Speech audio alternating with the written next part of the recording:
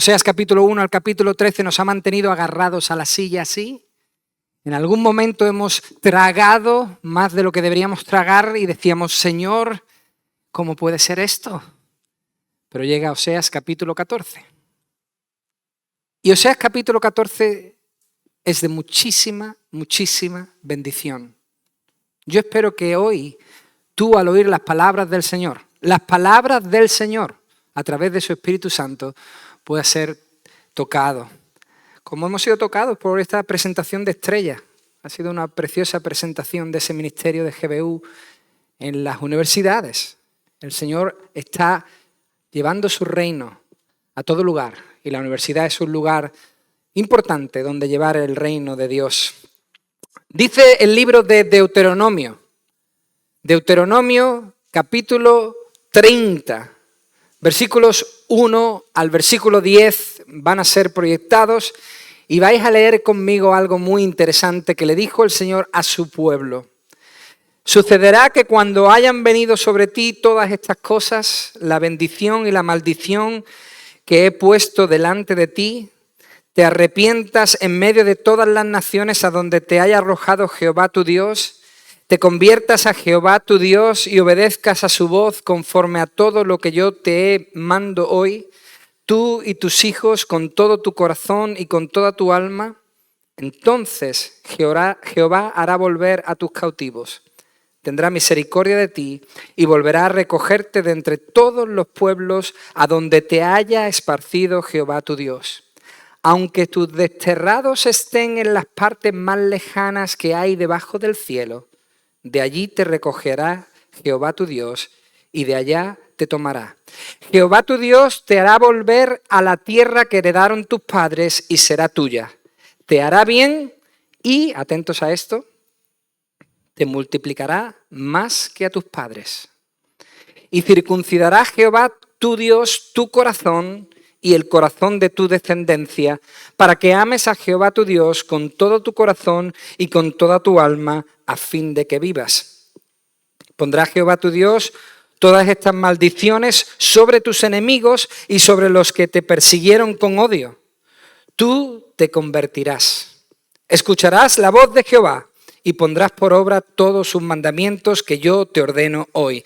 Entonces Jehová tu Dios te hará prosperar en toda la obra de tus manos, en el fruto de tu vientre, en el fruto de tu bestia y en el fruto de tu tierra, para bien, porque Jehová volverá a gozarse sobre ti para bien, de la manera que se gozó sobre tus padres, cuando obedezcas a la voz de Jehová tu Dios y guardes sus mandamientos y sus estatutos escritos en este libro de la ley, cuando te conviertas a Jehová tu Dios con todo tu corazón y con toda tu alma.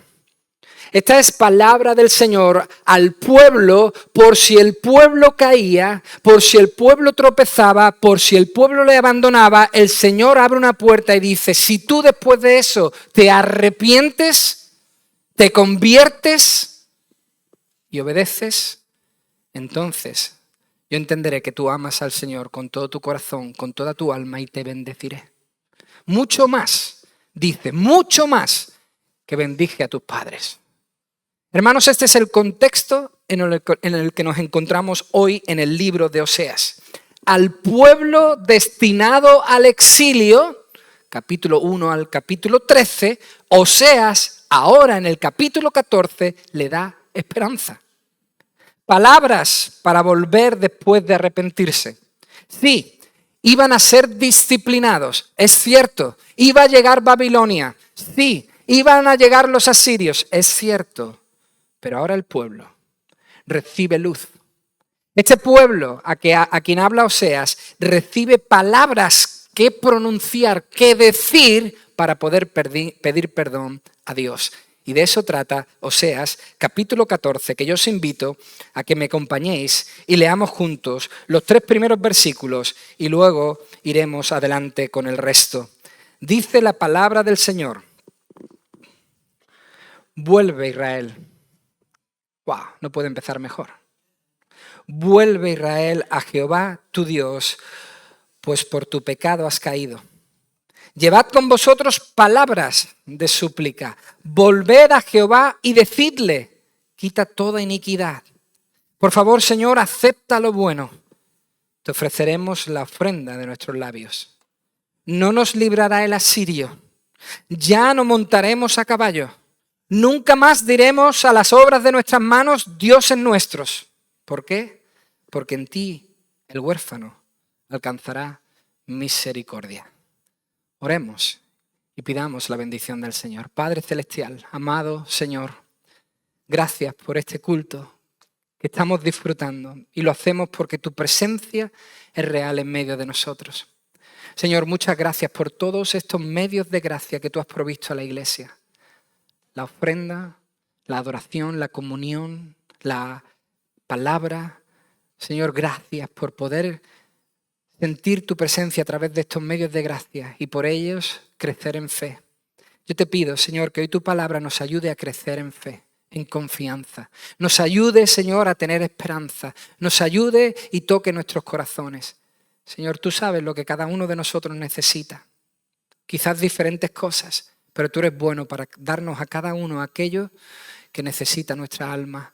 Así que en tu misericordia venimos, agarrados a ella, suplicándote, Señor, que tu palabra, por tu Santo Espíritu, haga una obra en todos nuestros corazones. Interven con poder, derrama de tu poder sobre nosotros en el día de hoy y transfórmanos. Te lo pido en el nombre bendito de Jesús. Amén. Como veis, hermanos, el profeta Oseas, en este capítulo 14, ve el futuro del pueblo. En otras palabras, anticipa lo que sucederá después de ser arrasados, capturados y llevados en cautiverio por los asirios. Por lo que hasta aquí hemos oído, podríamos pensar, podríamos decir que el futuro de Israel era muy oscuro. Incluso podríamos llegar a decir, después de lo que leímos la semana pasada en el capítulo 13, que no había futuro para Israel. Se acabó, se terminó. Esa podría ser la conclusión. Pero contra todo pronóstico, llega el capítulo 14.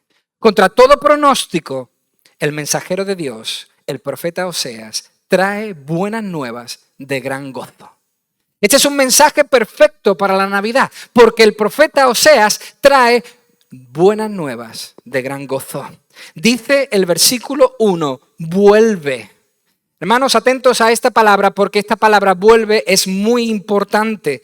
Esta palabra es clave en este final de Oseas. Aparece hasta 3 veces. Versículo 1, versículo 2 y versículo 7. Y significa arrepentirse. Eso conlleva esta palabra volver. Volver arrepentidos.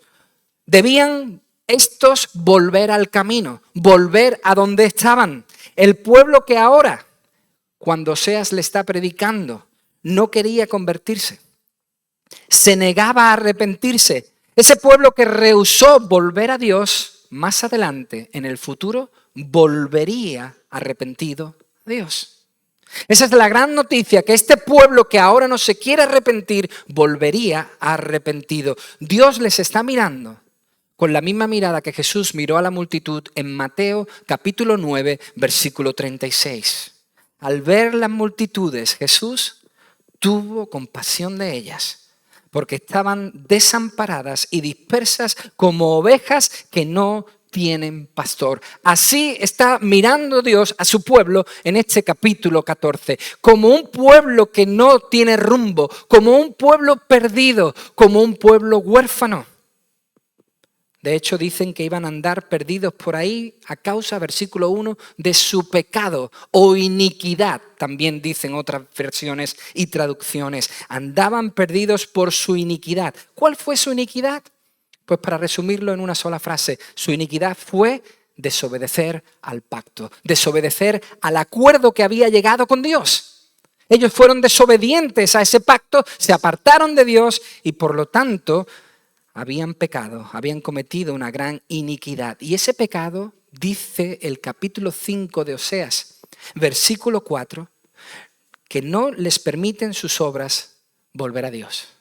Sus obras no les permiten volver a Dios. Eso significa que su pecado era tan grande que les impedía regresar al Señor. Pero Oseas, ahora en el capítulo 14, verá que años más adelante volverían a Dios. Volverían a tener una relación con Dios a través de ese acuerdo, a través de ese pacto, y nada lo iba a impedir. Nada iba a frenar este plan de Dios. ¿Por qué? Pues acordémonos de lo que Dios decidió. No podemos olvidarnos la decisión de Dios, una decisión basada nada más que en su voluntad. No influyeron otros factores. Esta decisión la tomó Dios porque quiso. Oseas capítulo 11, versículo 8. Acordaos. Esto es lo que dijo el Señor. ¿Cómo podré abandonarte, Efraín? ¿Te entregaré yo, Israel? No puedo hacerlo. ¿Por qué? Porque cada vez que te veo se inflama, crece mucho más mi compasión. Cuanto más te observo, cuanto más te atiendo, más crece mi compasión. Versículo 9. No ejecutaré el ardor de mi ira, ni volveré a destruir a Efraín. ¿Por qué? Porque Dios soy. Porque yo quiero. No soy hombre, yo soy Dios. Yo decido. El comentarista Kidner dice algo muy interesante al respecto. Kidner dice, sí, su arrepentimiento ahora es superficial, pero en el futuro Dios hará que su arrepentimiento sea más profundo, verdadero y genuino. ¿Por qué? Porque Dios cumple. Y aquí vemos que Dios cumple como esposo. Este es el símil que se está utilizando en toda en todo el libro de Oseas. Ese símil del matrimonio entre el profeta y Gomer. Pues Dios cumple perfectamente como esposo. No rompe el matrimonio. No decide acabar. No decide en el capítulo 13 se acabó. Esta es una salida fácil que muchos toman. En el matrimonio muchos toman esta salida porque dicen que ya se ha terminado, que este es un buen momento para acabar las cosas. Qué falsa es esa frase. Qué dañina es esa frase y ese pensamiento. Este es un buen momento para acabar la relación. ¿Cómo? Dios no es así. Dios cumple como un marido, no rompe el matrimonio con su pueblo y va nuevamente a ellos, como le prometió al profeta Oseas en el capítulo 3, versículo 1. Acordaos, Dios le dijo a Oseas, ve y ama a una mujer amada de su compañero, pero que es adúltera. Gomer. ¿Por qué? Porque así ama Jehová a los hijos de Israel, aunque ellos se vuelven a dioses ajenos. Ellos se van con otros, ellos también son adúlteros, ellos también me engañan, pero yo soy un marido fiel, yo no le voy a abandonar. Yo jamás dejaré a Israel. Por esa razón, ellos volverían a Dios. Por ese motivo, ellos, como dice el texto, volverán a Dios. Pero, mucho cuidado, no podían volver como si nada. Así es como a veces los maridos queremos resolver los problemas con nuestras mujeres. Como si nada hubiese ocurrido. Como si el tiempo hubiese curado todas las cosas. Salimos en una jornada laboral y cuando volvemos del trabajo decimos, cariño, ¿qué tal te ha ido el día? Como si nada hubiese pasado la noche anterior. El pueblo no podía volver así. No. Debían, dice el texto en el versículo 2, debían llevar con ellos palabras. Eso debían traer a Dios. Palabras, no sacrificios, atentos. Palabras. Ya lo había dicho antes el profeta en el capítulo 5, versículo 6. Con sus ovejas y con sus vacas andarán buscando a Jehová, mas no lo hallarán. Así no lo iban a encontrar. Por eso el Señor dice, tenéis que venir con palabras. Dios no buscaba sacrificios. ¿Por qué no? Porque con los sacrificios, acordaos, ellos estaban intentando manipular a Dios. Con los sacrificios ellos estaban intentando apaciguar sus conciencias y decir, bueno, ya les hemos ofrecido algo a Dios, ofrezcámosle ahora a los otros dioses. Con los sacrificios estaban intentando comprar a Dios, manipular a Dios. Por eso Dios dice, no quiero sacrificios, quiero palabras. De nuevo el comentarista Kidner dice algo muy interesante, las palabras pueden ser superficiales. Es cierto, muchas veces nuestras palabras no casan con el sentimiento de nuestro corazón. Pero dice Kidner, que también nuestras acciones pueden ser superficiales. Nuestros actos también pueden ser superficiales. Podemos hacer algo que no coincide con la intención de nuestro corazón. Por eso debían volver con palabras, no con acciones, sino con corazones. Acordaos del rey David, el gran rey David, después de pecar gravemente, igual que pecó este pueblo, dijo en el famoso Salmo 51, un salmo de arrepentimiento. David llegó a esta misma conclusión, una verdad de las Escrituras. David dijo en el Salmo 51, 16, no quiere sacrificio. Yo estaría dispuesto a hacerlo. No quiere sacrificio, que yo lo daría. No quieres holocausto. Los sacrificios de Dios son el espíritu quebrantado, al corazón contrito y humillado. No despreciarás tú, oh Dios. El Señor dice, no tienes que volver a mí con acciones, sino con corazones, con palabras. Hermanos, sus palabras debían ser, versículo 2, quita. Qué interesante. Esa palabra significa levanta el peso. Su palabra debería ser, Señor, levanta de nuestros hombros toda desobediencia, quita de nosotros toda maldad, quita de nosotros todo este peso que tanto daño nos ha hecho. Y otra palabra debían decir, no solo quita, sino acepta, dice el versículo 2. En la traducción de la Biblia de las Américas se dice, acéptanos bondadosamente. En otras palabras, lo que tendrían que decir es, Señor, acepta el sacrificio de nuestros labios, igual que aceptas el sacrificio de los toros. Sí, que nuestros labios sean como los toros que se ofrecen. Que igual que tú veías ese sacrificio y para ti era olor fragante, que nuestras palabras sean olor fragante para ti. Esas palabras de arrepentimiento reflejarían algo muy importante. Esas palabras de arrepentimiento reflejarían que en las cosas que habían confiado hasta ahora ya no iban a confiar nunca más, sino en Dios. El comentario de la Biblia de las Américas dice, Israel debía dejar de confiar en poderes políticos extranjeros, el asirio, dice el versículo 3, en su propia fuerza militar, el caballo, dice el versículo 3, y en una religión idólatra y sincretista, sus dioses, dice el versículo 3. Sus palabras demostrarían que ya no confiaban ni en otros pueblos, ni en otros dioses, ni en su propia fuerza, sino simplemente en Dios. Sí, ellos serían huérfanos en el exilio. No tendrían familia en el exilio, no tendrían padre en el exilio. Pero de nuevo, años después, alcanzarían compasión.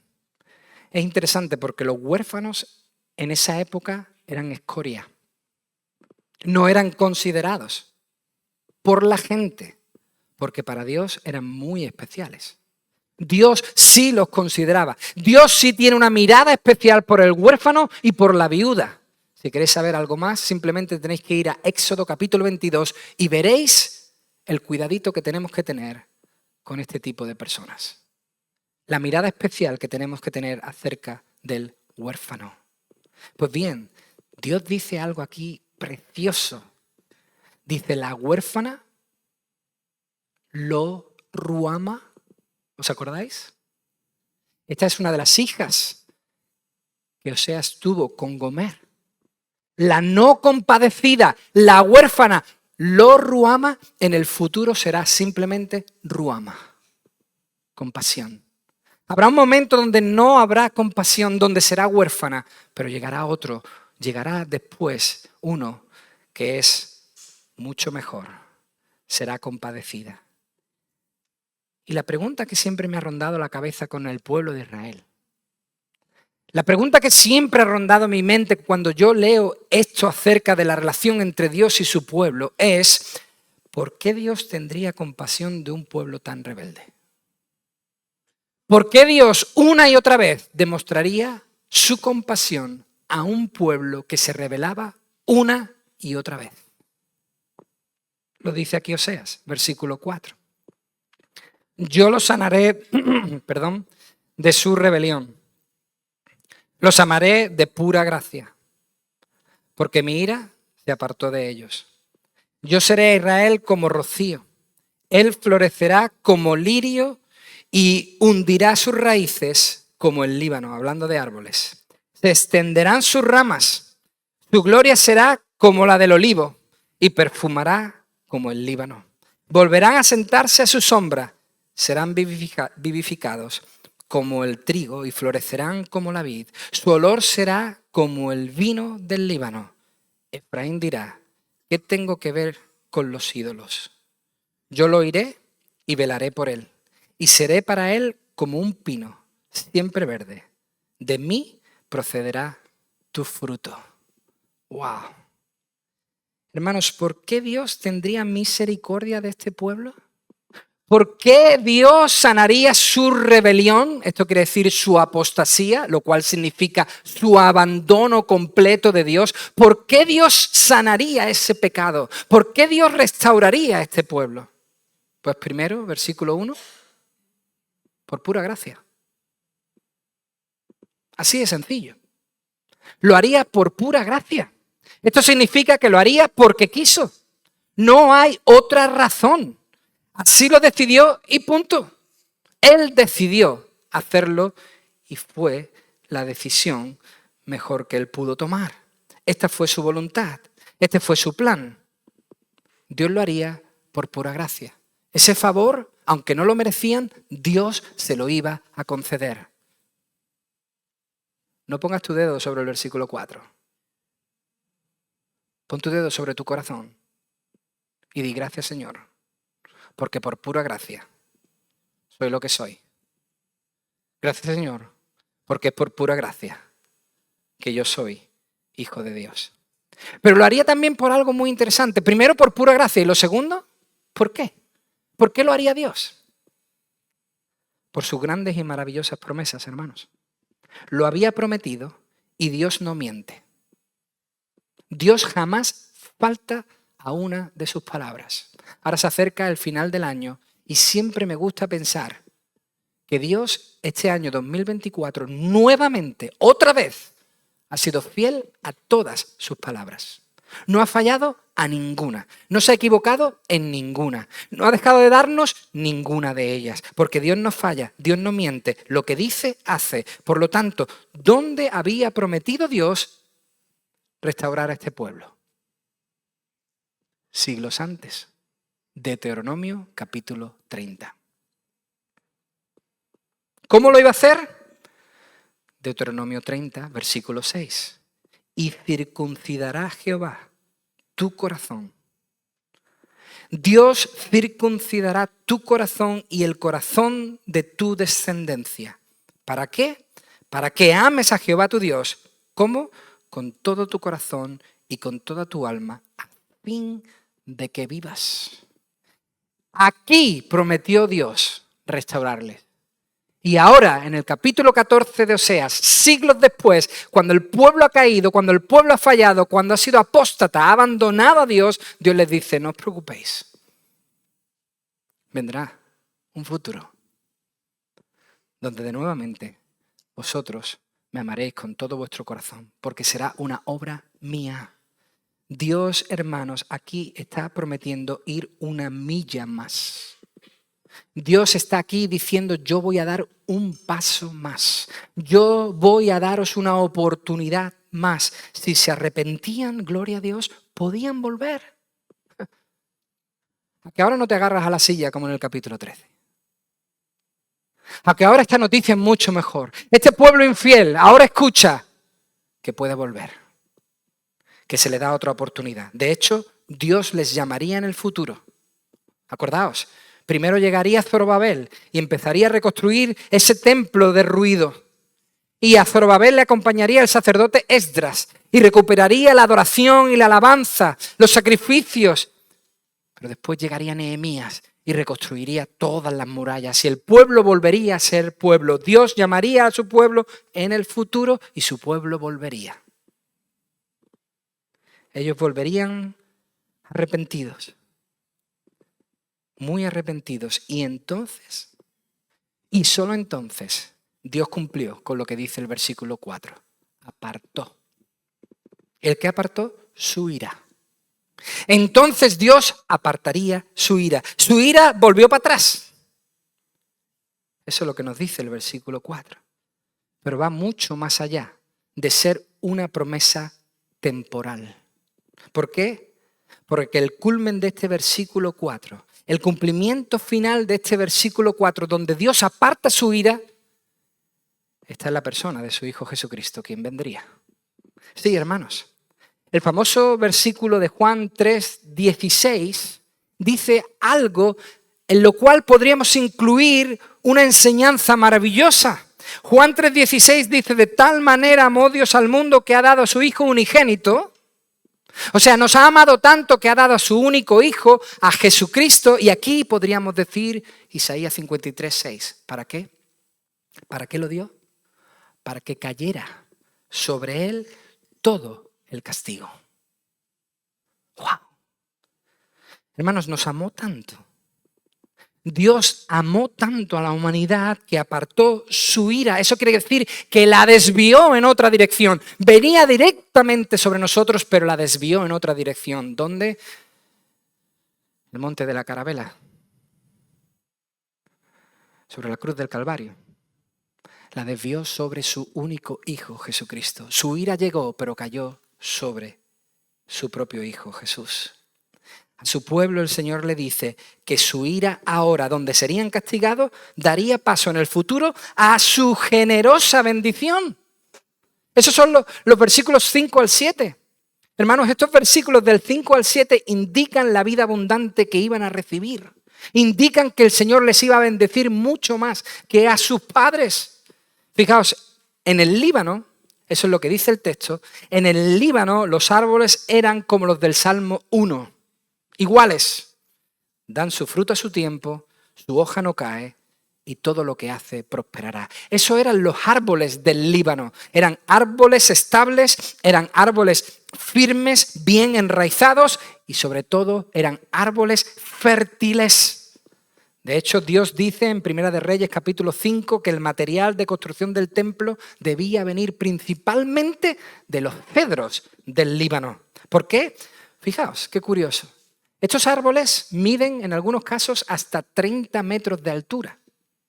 Y también dice que alcanzan los 14 metros de diámetro. Su edad, en algunos casos, llega a los 3.000 años. ¡Wow! No me extraña que el salmista en el Salmo 92, versículo 12, fuese inspirado por la firmeza de estos árboles y dijese: el justo florecerá como la palmera, crecerá como cedro en el Líbano. Hermanos, todos los que oyesen a Oseas pronunciar los versículos del 5 al 7, todos los que oyesen al profeta decir estos preciosos versículos, sabrían que lo del Líbano era lo mejor de lo mejor.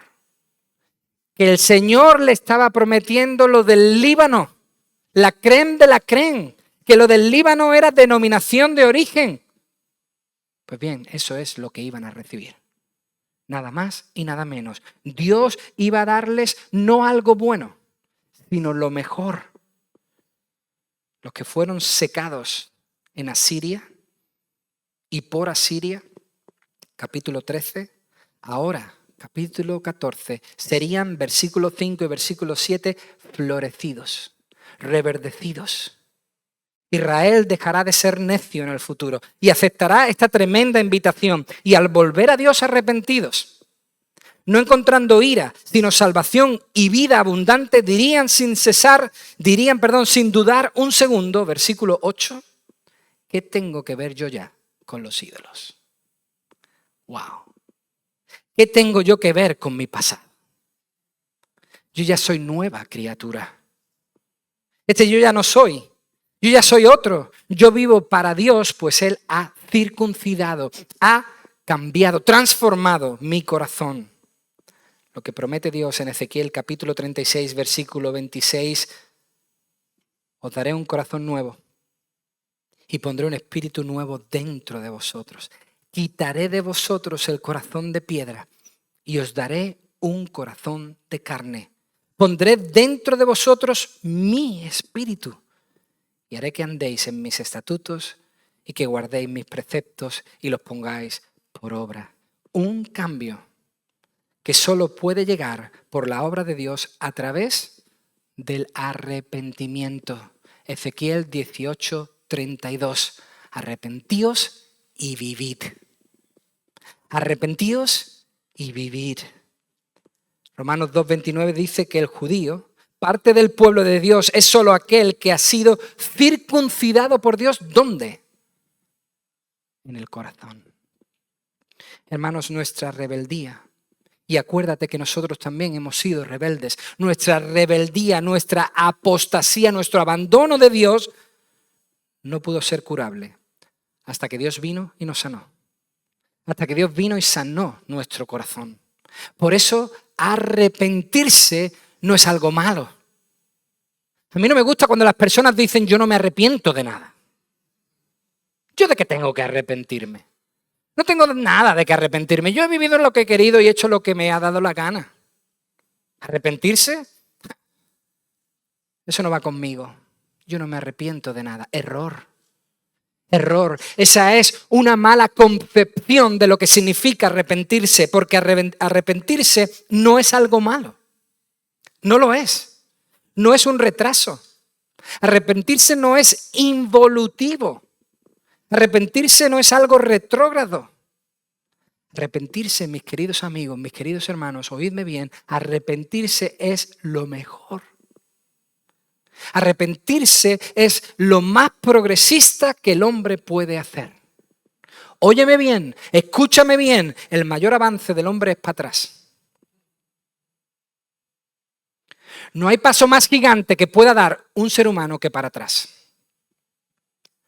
en dirección a Dios. El paso más grande que puede dar el ser humano es hacia Dios. Volver a Dios, no seguir adelante con orgullo diciendo no tengo de qué arrepentirme. Eso no es una cosa que va con los seres humanos, eso nos está dañando la sensibilidad. No, arrepentirse es bueno. Porque el arrepentimiento da vida eterna. ¿Hay algo mejor que pueda recibir el ser humano? No lo creo. No sigamos adelante en orgullo, sino volvamos en arrepentimiento a Dios. Por eso dice el versículo 9, ¿quién es sabio para que sepa esto? Y prudente para que lo comprenda. Porque los caminos de Jehová son rectos. Por ellos andarán los justos, mas los rebeldes caerán en ellos. El último versículo de Oseas, capítulo 14, versículo 9. Este último versículo de Oseas, este versículo 9, recoge todo el sentir del libro. Evidentemente podemos decir que el Espíritu Santo de Dios es quien hace que sus autores escriban lo que escriban.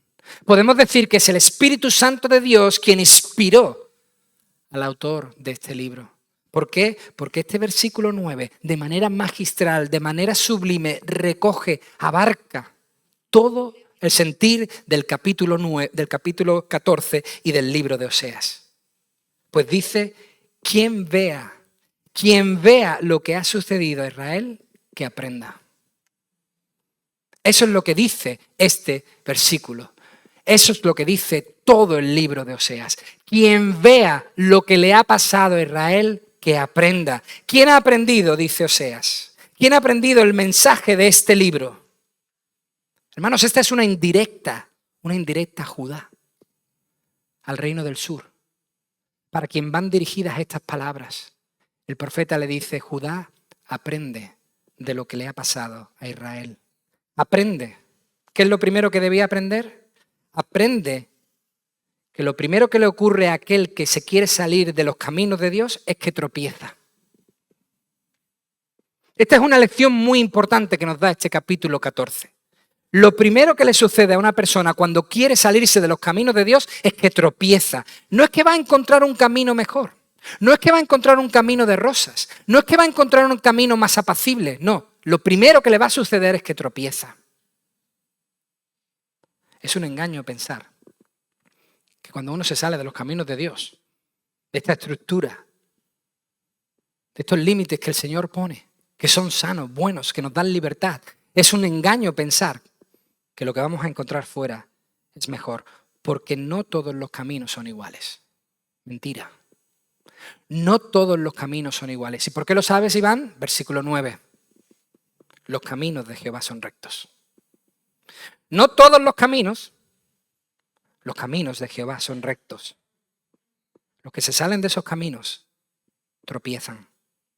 Por eso la lección primera a aprender en este capítulo 14 es no abandonar el camino, no salirse del camino. ¿Por qué? Por obediencia.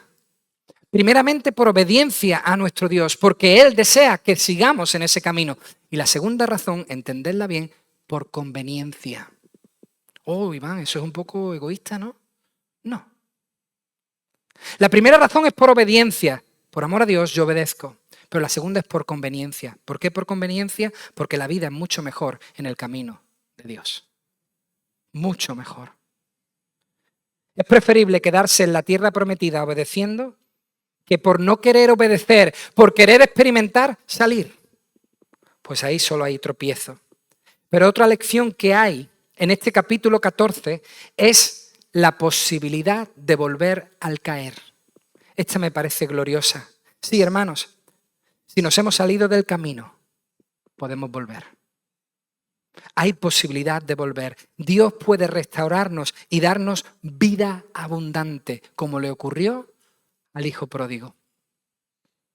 Igual, dice el profeta Ezequiel, capítulo 18, versículo 27,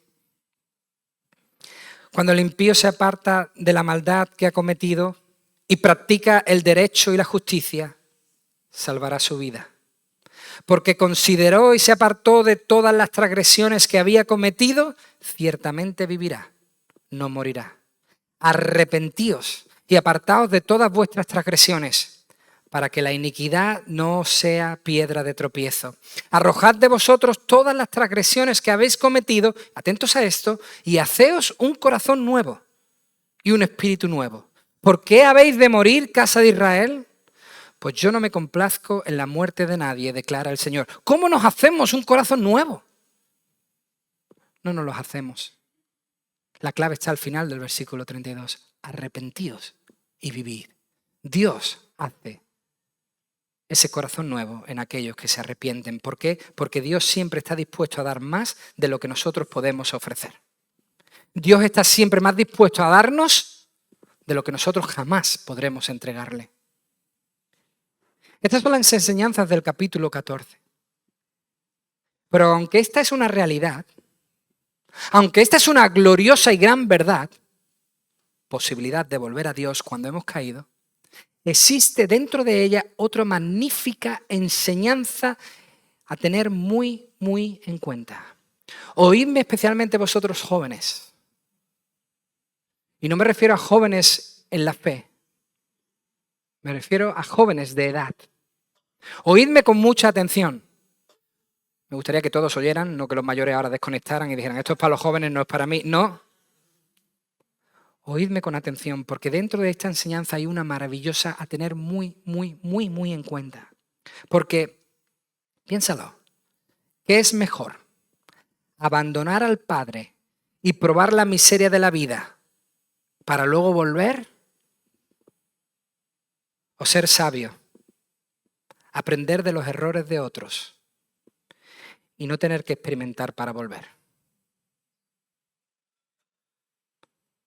Óyeme bien, joven, no necesitas experimentar el mal para luego arrepentirte de él.